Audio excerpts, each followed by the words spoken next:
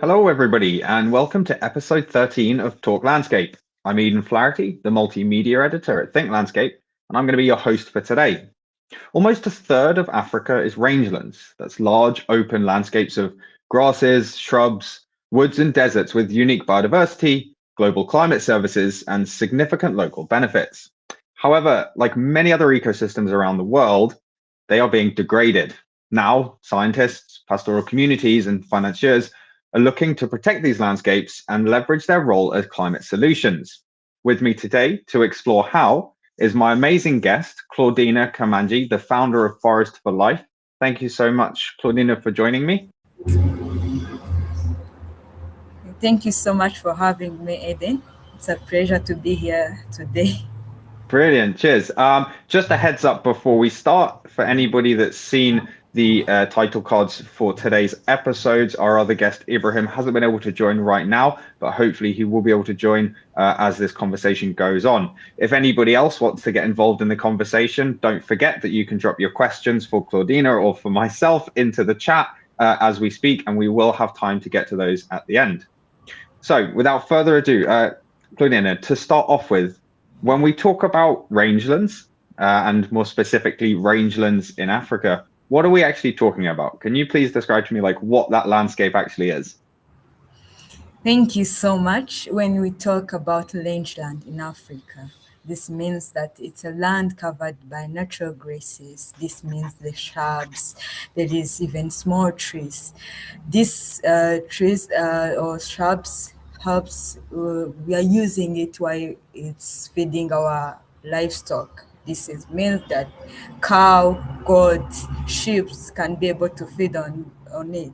And in Africa, most of us we have livestock in our families.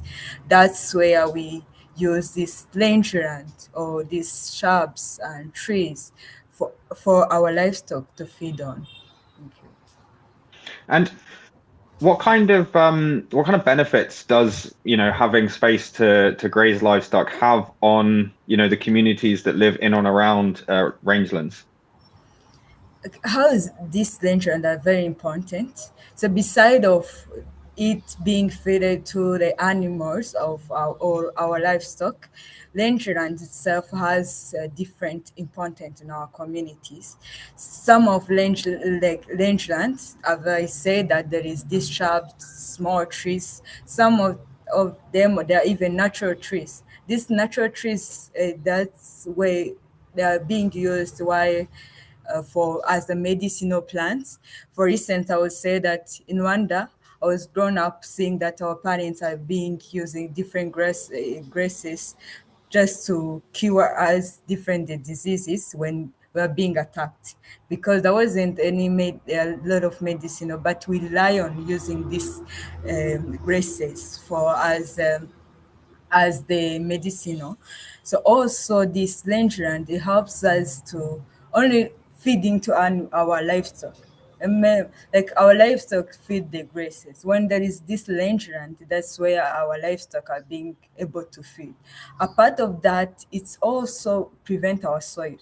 So if there is no rangeland, our soil can be able to be washed away. That means that if there is no soil erosion, if there is land and there was no soil erosion, also it protect our soil. Not only protecting our soil, also it has biodiversity, it protect biodiversity. Thank you. That's the main importance of rangeland in our communities. Thank you. That's interesting to hear how healthy rangelands are able to protect that biodiversity and also to lock in the soil to stop that being degraded on a kind of local. But when I say local, I guess the rangelands are quite big. When we're talking on like a global scale, how do these rangelands help kind of on a global scale? When you Is it- talk about the global scales about rangeland, so for global, if we have rangeland, that means that it provide, like, it reduce this carbon, like increase carbon, also as well as it give us different biodiversities. Once there is biodiversity, it also improves soil fertilities. That means that if we have the rangeland, that means that our soil are being fertilized. And remember, all of us rely on foods. And if we have this fertile soil, that means that the productivity is increased. This shows that even if there is even uh, high increase in productivity, that's ours global on global level. We rely on that. We be able to get the food that we need to be able to be fed. So that means that even it reduces greenhouses gases. When we talk greenhouse gases, we mean this carbon dioxide, methane, and nitrous oxide. So when this is being reduced, that's how it contributes to climate. Yeah, thank you so much. Brilliant, thank you. And of course, I think when we're talking about, the ability to reduce those greenhouse gases, or at least, not expand more, we're talking about healthy rangelands. And unfortunately, a lot of the rangelands aren't healthy right now. Can you tell me, like, what stops a rangeland being healthy? We talk about degraded lands. What does that mean? What is land degradation, and what does that look like in a rangeland's landscape? Okay, thank you so much. When you talk, first I'll start by saying land degradation. If we talk about land degradation, is when we have a poor land. Poor land, that means that this is land that can be not be able to support the crops. This is the land that can be washed away when there is a soil erosion. So means that if there is this rangeland which is health, this can't be like, we can't have this land degradation because there is those trees are being part of the are being part of the rangeland. Once these rangeland are in place, this means that it can prevent this poor soil, which can lead us to the land degradation. Also, this can even help if there is rangeland which is health. That means that it can also increase the productivity, which is something else we rely on. Means that if there is no health rangeland, these productivities that we want, it can't be available. So we rely on health rangeland that even helps us to reduce the land degradation. Thank you so much. Thank you. And what are some of the causes of that land degradation? Thank you so much. When you say the causes of land degradation, this is leads to the poor soil use, poor agricultural practices that is being replaced. This lead to the deforestation. This Mhm. is when we say deforestation, cutting down the trees. This leads to the land degradation. If there is land degradation, that means that there is deforestation, that there is poor land practices, which can also even, that means that we don't even have health rangeland itself. So to protect this land degradation, that means that there has to be these shrubs that you are talking about, has to be these trees, small trees that is being planted, has to have good agricultural practices that is in place, which is even us at Forest for Life, something that we are making awareness for it so that we can reduce this land degradation. Brilliant, thank you. When you say poor land practices, we'll get onto the good agricultural practices shortly, I'm sure. But when we talk about poor land practices, what does that look like? Is that things like overgrazing? Is it things like the wrong inputs? Could you tell me a little bit more? Okay. When we say poor land use, that means that there is overgrazing, where our livestock feed feed a lot to the grasses, and then you find that there is no grasses are still around. If we say also there is application of different fertilizers, there is even cutting down of the trees which is around. This is when we say the poor land, that's what we mean. We mean the land that doesn't have any plant on it. That means that even the biodiversity itself are low. which can even lead to the affect to which can affect the land degradation itself. Brilliant. Thank you very much. I have one more question about issues, but before I do, just a reminder to everybody watching, if you have any questions, please do drop them in the chat because we'll be able to get to those shortly. So continuing with, some of the issues that rangelands are facing, could you tell me a bit about how land rights or tenure rights impact rangelands and impact land degradation of those rangelands?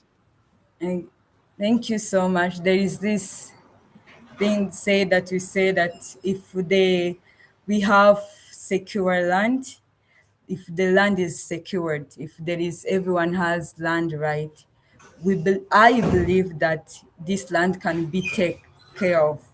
So if, for instance, you have land, and that's where you have enough land to plant whatever you want, that means that you can be able to take care of land you can even manage in the way that can be able to give it productivity. And then imagine you don't have enough land to do anything that you want. That means that you can overuse the land. You can plant a lot. For instance, if you have any trees planted within area of your land, you can cut down the trees for you to use to maximize use of your land. So which I believe that when anyone have enough land to use anything that person want, this can lead to the proper management of land. But if you don't have enough land to use, that means that you can't be able, you find a way that you can be able to feed yourself or to get the productivities throughout your land by maximizing every part of your land. So by this, that I believe that having enough land or having land right, that this can't affect the land, but unless you don't have a right to your land, that can affect the land. So yeah. Brilliant. Thank you very much. And now coming back to what you mentioned earlier about what you and your organization promote, good agricultural practices.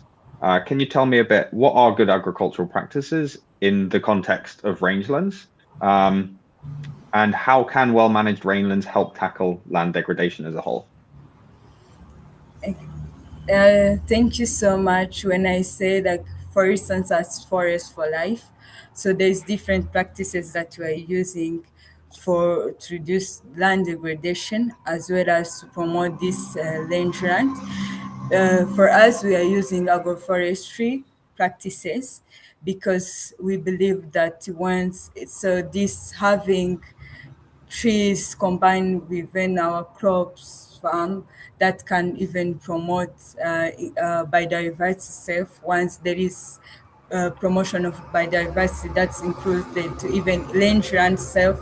Also, we use the practices of cover crops because we believe that if the crops are being covered, that's where we enhance the microbes within the soil, even which can even help our soil to give us the productivities that we want. A part of that, we also train on minimum tillage because we believe that if we don't disturb a lot our soil, we can also be able to even to protect our soil as well as to reduce the land degradation that we are talking about. So if all these practices are being done, this is how we even contribute to the protection of our rangeland, because we believe that we can't cut all the things that we have in our farm, but you have to remain within our farm so that we can't lose like our soil that we are trying to protect. It can't wash away.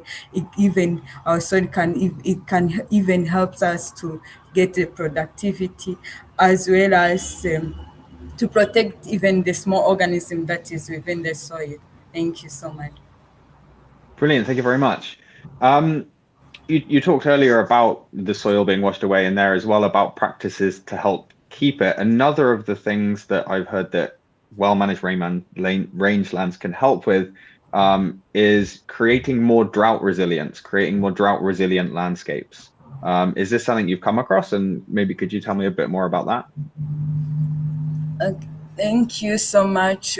How this land can protect the this is means that throughout the process, if there is within the land itself, it shows that soil are very healthy, are covered, and the soil can't be washed away because there's something that is touch it that can stop them it to be washed away. So when there is this, soil becomes very not sustainable to be able to be washed away due to the health rangeland. That means that there is soil erosion can't happen. Also, there is a vegetation on it. So that means that if there is, it also helps us not to overgrazing can be even reduced. Thank you. Thank you very much. I understand that you work, very closely with the communities that you actually work in. What role do local communities play in halting land degradation and restoring productivity in rangelands compared to, for example, government policies? So at first, for I we believe that community are center for everything we do Hmm. because like within the community, that's where they are applying all those practices. So that's where we are applying, like we know if there is a change that happens within the environment that we are living in, that's where the implementation of every activities are being done. So for it, for the community, the role of the community is to just to follow to implement these practices.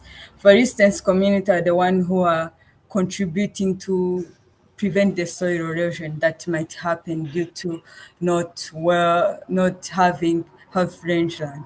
That means that if we are bringing these practices, we have to implement it within our community so that we can prevent the issues that or the effect that might happen when there is we don't apply the techniques that we're saying.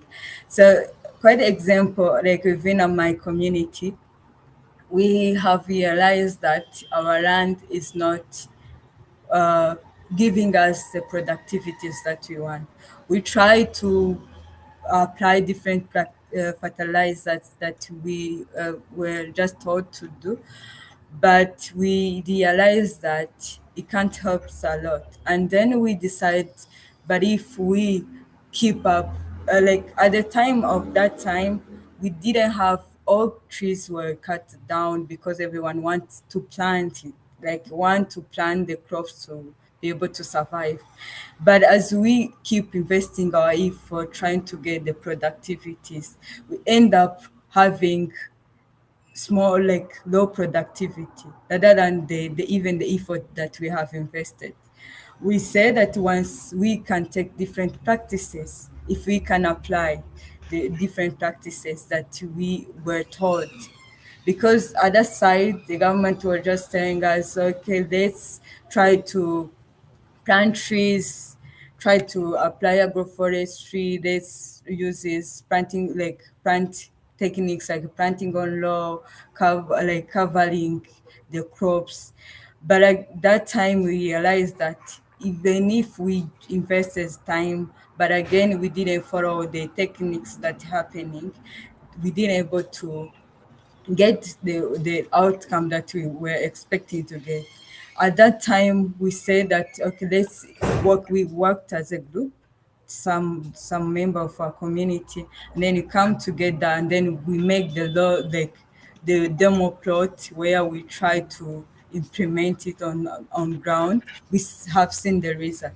Coming back to the community, like if we weren't able to come together as a community and then we apply the knowledge that or the techniques that we're just being taught to be doing, we weren't able to get the productivity. So that time, for us to take initiative to implement those techniques that we're being taught, that's where we end up. getting the productivity, but again, we end up seeing that our soil are being giving the productivity, but are also becoming healthy. Thank you. Brilliant. Thank you. It's interesting to hear you talking about, sharing those knowledge and those techniques, because earlier when we were talking about some of the uses of rangelands and the problems, one of the people watching mentioned that the same issues and the same practices exist in Ethiopia. You're based in Rwanda with your organization. Maybe how do you think that that knowledge and techniques can be shared between communities, between countries, and between continents? Because Africa is not the only continent with rangelands; they exist all over the world. Like, how can those knowledge and techniques be shared? What can we learn, and how can we learn it? So thank you so much. How can the knowledge be shared? Hmm. So I think as African, even if we are in the same continent, that means that there is different thing that we are sharing. Yeah. So we have, even if we have soil, but if we look out, if we test the soil, there's quite similarities around that. Even the challenges that we are facing within even my country in Rwanda, even if we go in Ethiopia or Kenya, any other country in Africa, you find that they're quite similar, which means that even there is even other practices that is being applied in different countries. If you come back and apply in Rwanda, that can work. So it means that there is similarities. So to be able to be sharing the knowledge can be like it can easily shared. But first, for I myself, I believe that we have to rely on our community, learn from, get this knowledge, indigenous knowledge, because they're quite similar. We can't be able to go maybe adapt in that in different knowledge from other country without first getting it within our country. So having this knowledge and knowledge being shared, you can be able like this can be shared through the documentation of the knowledge. That's where, for instance, if I'm living in Rwanda, I can be able to document different practices that we're doing once we're meeting different these challenges in Rwanda. If even someone from maybe Kenya or Ethiopia can be able to document, if we share it, that's where we can be able to get this knowledge shared, not only within our country level, but also on continent level. Because I believe that most of the challenges that we're facing at country level, even the continent, they are kind similar, even if the weather are not different, are different, but it's it's easier to adopt the knowledge from one country and be able to apply and get the results. Yeah. Brilliant. Thank you so much. And yeah, absolutely. I think the challenges are shared. Globally, a lot of these challenges are shared as well. And especially with the carbon storage, I think that these offer solutions on a global scale too. Earlier on, we were talking about overgrazing being one of the issues and the importance of rangelands for grazing. Could you explain a little bit about what more sustainable grazing could look like in rangelands? Thank you so much. We said that overgrazing, which is an issue that we have, like most of the community are facing. So one of the techniques that I have seen that can apply is when you have different grazing areas. I remember, for instance, in my country, they have even stopped for livestock to go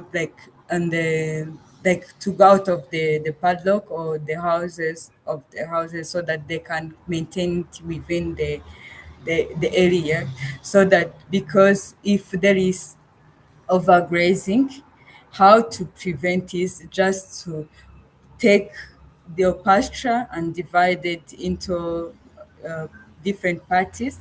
When you divide into different parts, when you graze in one part and then you moved for another part, when you come back to the last part that have your livestock faded before, you can find that there is even the grapes have already grown up.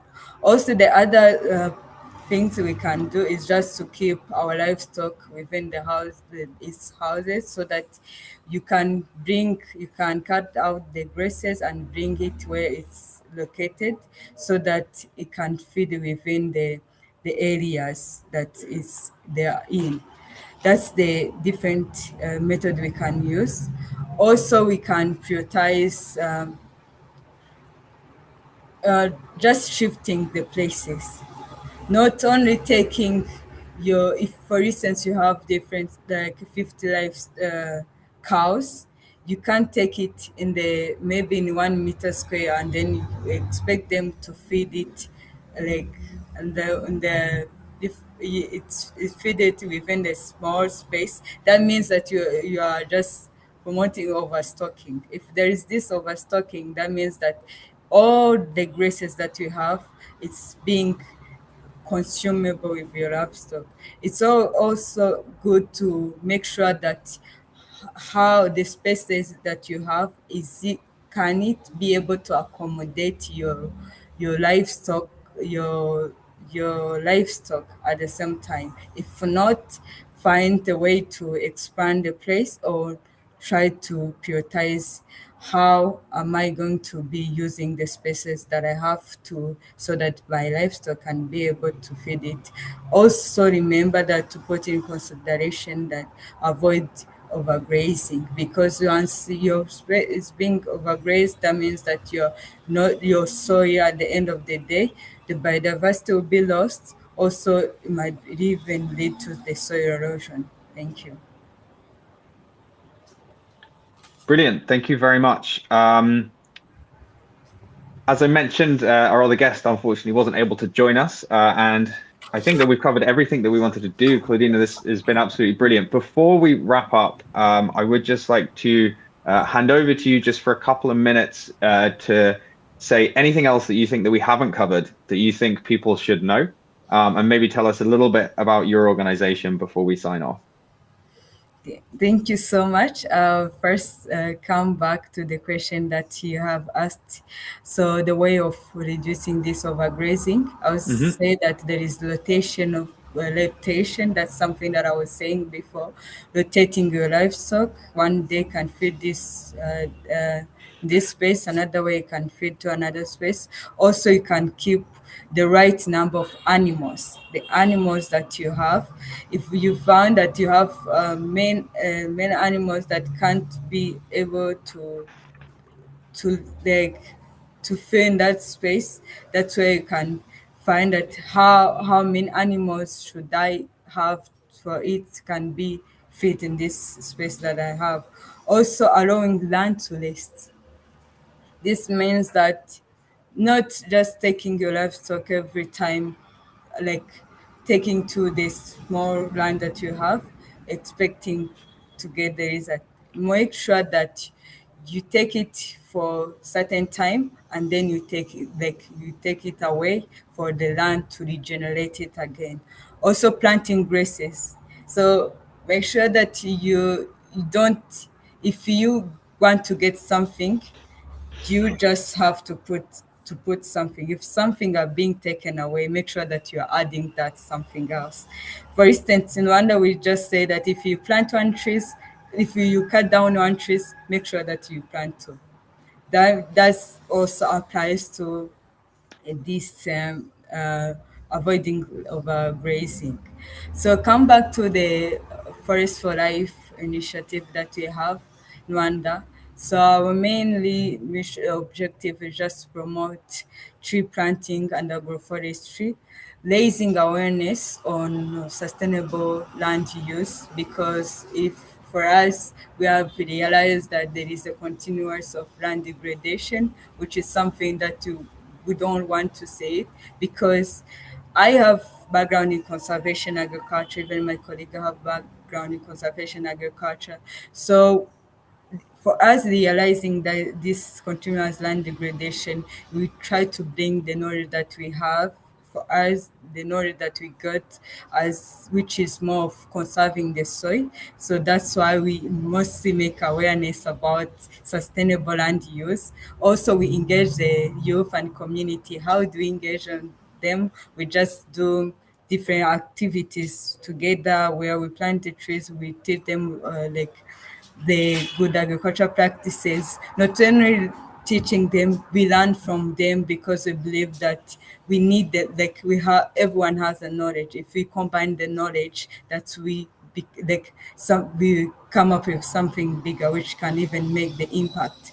Also, we support restoration activities by just that can reduce degradation of landscape.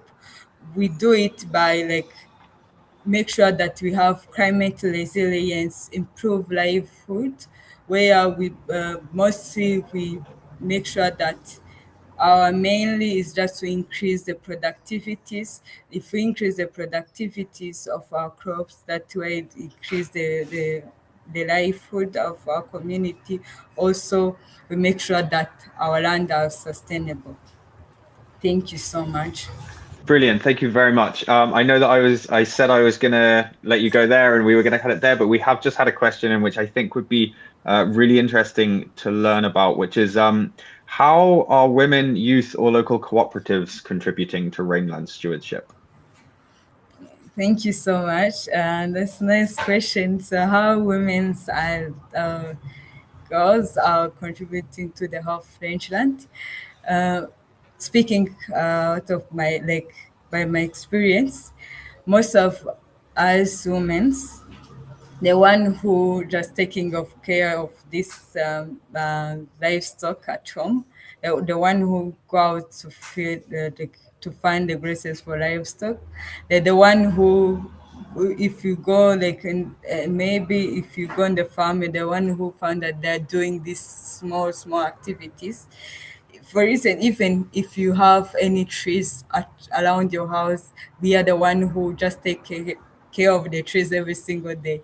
So that means that the contribution of women in this half rangeland, they will say that they are undeniable because they are very big. Because all these simple activities that we are seeing, they're the one who are implementing on ground. Thank you. Brilliant. Thank you so much. And I will bring it to a close there. Thank you so much, Claudina. Please stay on the line as we just close this up with the audience, and I'll have a chat with you. Before you do go, I just wanted to highlight this one comment because I think it reflects what I'm thinking and what I think a lot of our audience are thinking. To say it's lovely to learn from and listen to Claudina, which I'm sure everybody agrees with. Thank you so much, Claudina, for sharing with us. A reminder to everybody else that if you want to know about upcoming Talk Landscape episodes, you can sign up to the newsletter using the QR on screen or using the code or heading to Think Landscape. And then you'll be notified ahead of all of our upcoming episodes. Thank you very much to Claudina once more. Thank you to all of you for joining. We'll share the link in the chat as well. And I hope everybody has a great day, and I'll see you for the next episode of Talk Landscape. Thank you very much.